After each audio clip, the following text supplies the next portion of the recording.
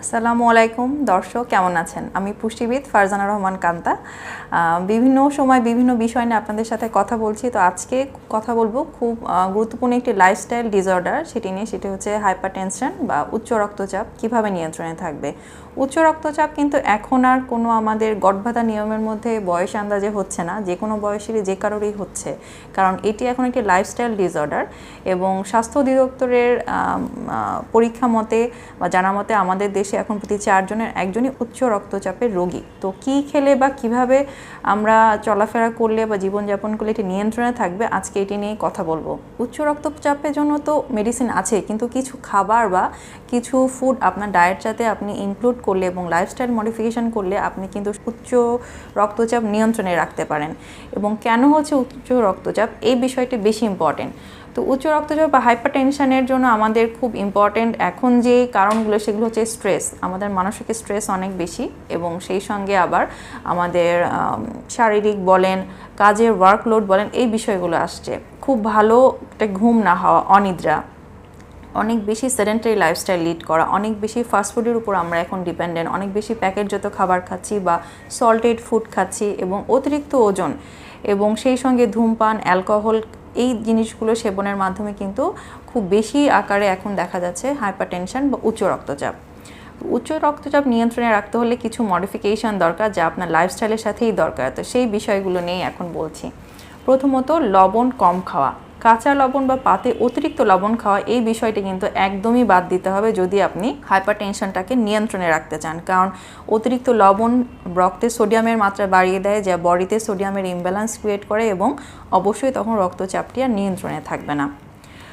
ধূমপান এবং অ্যালকোহল বাদ দেওয়া। যারা বেশি মাত্রায় ধূমপান বা চেইন স্মোকার আছেন বা হার্ড ড্রিঙ্কস নিচ্ছেন, তাদেরকে বলবো অবশ্যই এটি একদমই কুইট করা, কারণ এই দুটো জিনিস বডিতে অনেক বেশি টক্সিক এলিমেন্ট তৈরি করে, যা সহজে আপনার ব্লাড প্রেশারটি কন্ট্রোলে রাখতে দিবে না। তাই অবশ্যই এটি কুইট করতে হবে বা বাদ দিতে হবে। অতিরিক্ত ওজন নিয়ন্ত্রণে রাখা।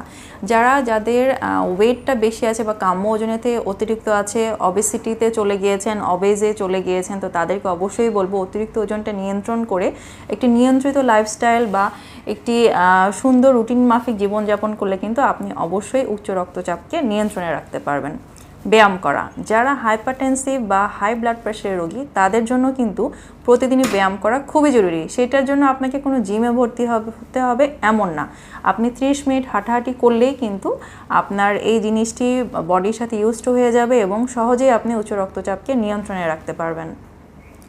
স্ট্রেস ফ্রি লাইফ লিড করা। উচ্চ রক্তচাপের জন্য আরেকটি গুরুত্বপূর্ণ বিষয় হচ্ছে মানসিক চাপ বা দুশ্চিন্তামুক্ত হওয়া। যারা দীর্ঘদিন ধরে মানসিক চাপে আছেন বা কোনো স্ট্রেস নিয়ে আছেন, তাদের কিন্তু অনায়াসেই হাই ব্লাড প্রেশার বা হাইপারটেনসিভ রোগী হয়ে যাবেন। তো সেক্ষেত্রে আপনি 5 ওয়াক্ত নামাজ, যোগা, মেডিটেশন, এই বিষয়গুলোকে বা কোনো কাউন্সিলরের সাথে কথা বলে কাউন্সিলিং করা, এই বিষয়গুলো কিন্তু খুবই ইম্পর্ট্যান্ট। আপনি যদি স্ট্রেস ফ্রি থাকতে পারেন এবং রাতে ভালো ঘুমাতে পারেন, তাহলেই কিন্তু আপনার উচ্চ রক্তচাপ নিয়ন্ত্রণে থাকবে। এরপরে আসি খাবারের বিষয়ে। প্রথমত, লেবু বা ভিটামিন সি জাতীয় খাবার আপনাকে অতিরিক্ত বা না খেয়ে একটি পরিমিত মাত্রায় খেতে হবে, কারণ লেবুতে আছে প্রচুর পরিমাণে ভিটামিন সি, যা খুবই স্ট্রং অ্যান্টিঅক্সিডেন্ট। এটি কিন্তু বডির টক্সিনগুলোকে দূর করে উচ্চ রক্তচাপকে নিয়ন্ত্রণে রাখতে সাহায্য করে। রসুন একটি আমাদের ঘরোয়া আমরা মশলা হিসেবে ইউজ করি বা একটি ঔষধি উপাদান, কিন্তু এটা কিন্তু উচ্চ রক্তচাপ নিয়ন্ত্রণে খুবই কার্যকর। সেটি আপনি রান্না করে খান বা আচার করে খান, বা সেটাতে অবশ্যই আচারে করলে লবণ বেশি দেওয়া যাবে না, তো আপনি এটা রান্নায় খেতে পারেন বা কাঁচা খেতে পারেন, কারণ এটি নাইট্রিক অক্সাইড এবং হাইড্রোজেন সালফাইড ক্রিয়েট করে বডিকে উচ্চ রক্তচাপ নিয়ন্ত্রণে সাহায্য করে।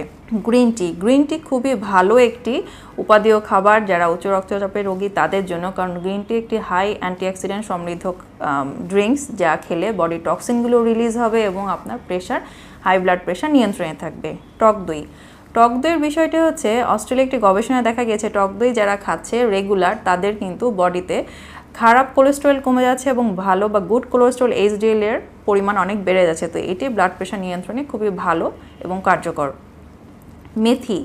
মেথি বীজ বা মেথির কথা আমরা অনেকেই শুনেছি। এটি খুবই ফাইবার সমৃদ্ধ একটি সিড এবং হচ্ছে পটাশিয়াম সমৃদ্ধ, তাই এটি কিন্তু আমাদের ব্লাড প্রেশার নিয়ন্ত্রণে সাহায্য করছে। এছাড়াও আছে আমাদের চিয়া সিডও কিন্তু অনেক একটি সুপার ফুড। চিয়া সিডও আপনি আপনার খাবারের সাথে অ্যাড করতে পারেন, যা আপনার ব্লাড প্রেশার নিয়ন্ত্রণে হেল্প করবে। এছাড়া সবুজ এবং অ্যান্টিঅক্সিডেন্ট সমৃদ্ধ শাকসবজিতে যেটা হয় অনেক বেশি পরিমাণে পটাশিয়াম থাকে, ম্যাগনেসিয়াম থাকে, যা বডিতে সোডিয়াম পটাশিয়ামের যে ব্যালেন্সটা এটাকে সুন্দর রাখতে সাহায্য করে এবং পরিপূর্ণ রাখে। সেক্ষেত্রে তখন আপনি যত বেশি ভেজিটেবল বা ভেজিটেরিয়ান খাবারের দিকে ঝুঁকবেন, প্রেশারের রোগীরা কিন্তু তত বেশি সুস্থ থাকবেন।